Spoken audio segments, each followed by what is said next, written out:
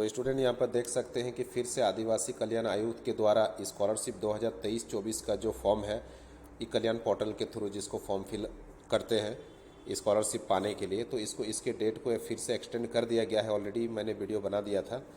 तो मुझे लगा कि एक बार ये जो पीडीएफ इसका आया था यहाँ पर पीडीएफ से देखकर एक बार आप लोगों को बता दूँ। तो देखिए यहाँ पर लिखा हुआ है कि 3 पॉइंट दिया हुआ है। पहला पॉइंट में लिखा हुआ है, फर्स्ट पॉइंट में लिखा हुआ है कि शैक्षणिक सत्र 23-24 का परीक्षा फल में विलम्ब होने के कारण अथवा 22-23 की छात्रवृत्ति जो विलम्ब से प्राप्त होने या किसी अन्य कारण से शैक्षणिक सेशन 23-24 के लिए झारखंड सरकार एवं झारखंड राज्य के बाहर ई कल्याण पोर्टल पर पंजीकृत शैक्षणिक संस्थानों के अनुसूचित जाति, अनुसूचित जनजाति और पिछड़ी जाति छात्र छात्राओं के लिए 30 अप्रैल तक, है ना, 30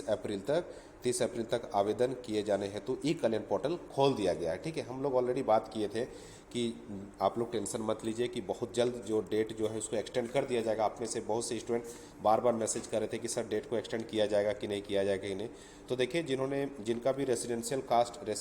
कास्ट और इनकम जिनका भी नहीं बना था, तो जल्द से जल्द आप लोग बना लीजिए। ठीक है, और उसमें देखिए लिंक जो इसका है डिस्क्रिप्शन बॉक्स में मैं दे दूंगा, वहाँ पर आप डिटेल भी आप देख सकते हैं कि SC ST और OBC के कैटेगरी के स्टूडेंट को इनकम कितना तक होना चाहिए। तो किन्हीं का 1 लाख, 1,20,000 या 1,30,40,000 इस तरह का भी यदि सपोज बन रहा है ना, 90,000 या जितना भी है, तब भी कोई दिक्कत नहीं है। किनका स्लैब कितना है, कितने तक का इनकम होना चाहिए ईयरली, वो उसमें ऑलरेडी लिंक में दिया हुआ है। तो लिंक मैं डिस्क्रिप्शन बॉक्स में दे दूंगा, वहाँ से आप लोग देख लीजिएगा। ठीक है, और उसके बाद देखते हैं आगे। यहाँ पर लिखा हुआ है दूसरा पॉइंट में, देखिए सेकंड पॉइंट में क्या लिखा हुआ है कि राज्य सरकार के तथा झारखंड राज्य के बाहर के वैसे शैक्षणिक संस्थान, है ना, वैसे शैक्षणिक एजुकेशनल इंस्टीट्यूशंस के बारे में 2 नंबर पॉइंट जो है ये एजुकेशन जो इंस्टीट्यूशन है उनके बारे में दिया हुआ है कि जिसने पोस्ट मैट्रिक के लिए झारखंड राज्य के अनुसूचित जाति, अनुसूचित जनजाति और पिछड़ी जाति के छात्र छात्राओं द्वारा नामांकन लिया गया है तथा वे संस्थान ई कल्याण पोर्टल पर रजिस्टर्ड नहीं है, पंजीकृत नहीं है। ठीक है, वैसे संस्थान जो कि ई कल्याण पोर्टल में वो पंजीकृत नहीं है, तो वैसे जो कॉलेजेज हैं, इंस्टीट्यूशंस हैं, वैसे संस्थाओं के लिए 15 अप्रैल तक, 15 ये एजुकेशनल इंस्टीट्यूशन के बारे में है कि 15 अप्रैल तक वो रजिस्टर्ड करवा लें। अंतिम रूप से तिथि विस्तारित की जाती है और जिला और राज्य स्तर पर, पूरे जिला और राज्य स्तर पर 20 अप्रैल तक यह जो पंजीकरण का जो काम है, एजुकेशनल इंस्टीट्यूशन को रजिस्टर्ड कर देना, ई कल्याण पोर्टल में उनको भी इंक्लूड कर लेना, ये सब काम सरकार की तरफ से, झारखंड सरकार की तरफ से 20 अप्रैल तक ये काम कर लिया जाएगा। और तीसरा पॉइंट यहाँ पर देख सकते हैं लिखा हुआ है कि 15 अप्रैल 2024 तक आवेदित शैक्षणिक जो संस्थानों को औपबंधित रूप से मान्यता देते हुए ऐसे पंजीकृत शैक्षणिक संस्थानों में अध्ययनरत अहर्ताधारी अनुसूचित जाति, अनुसूचित जनजाति और पिछड़ी जाति के छात्र छात्राओं भी 30 अप्रैल 2024 तक आवेदन कर सकते हैं। वैसे जो इंस्टीट्यूशन है जो रजिस्टर्ड नहीं है लेकिन उन्होंने रजिस्ट्रेशन के लिए अप्लाई कर दिया है, तो वैसे इंस्टीट्यूशन चाहे झारखंड राज्य के हो या राज्य से बाहर भी आप पढ़ाई कर रहे हैं, तो वैसे इंस्टीट्यूशन जो कि ऑलरेडी रजिस्टर्ड है ई कल्याण पोर्टल के थ्रू रजिस्टर्ड हो चुके हैं उनके साथ, या फिर नहीं भी हुए हैं बट प्रोसेस में है, अप्लाई कर चुके हैं और 15 अप्रैल तक जो कर लेंगे, तो वैसे विद्यार्थी भी, वहाँ पढ़ाई करने वाले विद्यार्थी भी 30 अप्रैल 2024 तक अप्लाई कर सकते हैं ई कल्याण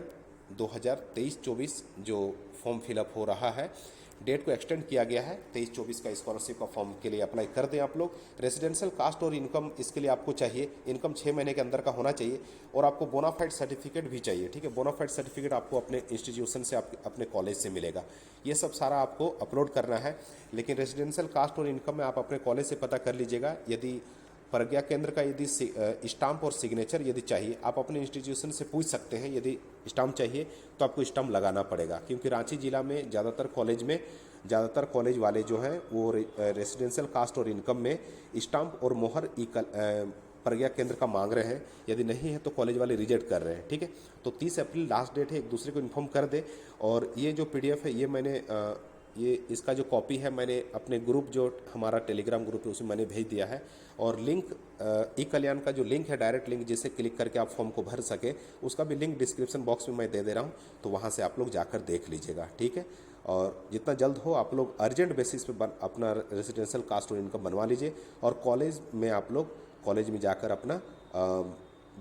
बोनाफाइड ले लें। देखिए, ऐसा भी रीज़न है कि बहुत से बच्चे इसलिए भी फॉर्म नहीं भर पाए। मैंने ये बोला था, मैंने ई कल्याण ऑफिस जो झारखंड में जो हेड ऑफिस जो है मोराबादी में, वहाँ पर मैंने ये भी बोला था कि मैंने 2022-23 के रिगार्डिंग मैं जब ई कल्याण का अमाउंट अभी तक आया नहीं है बहुत से स्टूडेंट का, इसके बारे में जब मैं बात करने के लिए गया था, तो मैंने ये भी बोला है कि बहुत से कॉलेज वाले बोनाफाइड सर्टिफिकेट नहीं दे रहे हैं क्योंकि पैसा स्टूडेंट डिपेंडेंट है स्कॉलरशिप अमाउंट पर पैसा नहीं आने के कारण बच्चा कॉलेज में जमा नहीं कर पाया है पैसा। इस कारण से कॉलेज वाले क्या कर रहे हैं कि बोनाफाइड सर्टिफिकेट नहीं दे रहे हैं और बोनाफाइड नहीं देने के कारण स्कॉलरशिप का फॉर्म भर नहीं पा रहे। तो ये मैंने बताया था, तो मुझे जबकि ई कल्याण वाले ने मुझे ये आंसर दिया था कि कॉलेज को यहाँ पर ऐसा नहीं करना चाहिए, कॉलेज ऐसा कर रही है तो कॉलेज गलत कर रही है, उनको नहीं करना चाहिए, बोनाफाइड उनको दे देना चाहिए। और यही सब देखते हुए देखिए यहाँ पर लिखा हुआ है कि या तो सेशन लेट होने के कारण या फिर बहुत सारा, या फिर जो अमाउंट है 22-23 का वो लेट से आने के कारण, ये सब रीजन के कारण में, सेशन लेट चलने के कारण, ये सब के कारण में फिर से 30 अप्रैल तक फिर से डेट को एक्सटेंड कर दिया गया है। आप लोग अपना फॉर्म को फिल कर लें, ठीक है। और जो भी अपडेट होगा फिर आगे आप लोग को बताऊंगा। कोई भी अपडेट आप लोग को छूटेगा नहीं, टेंशन नहीं लीजिएगा, ठीक है। फिर thank you everyone, God bless you.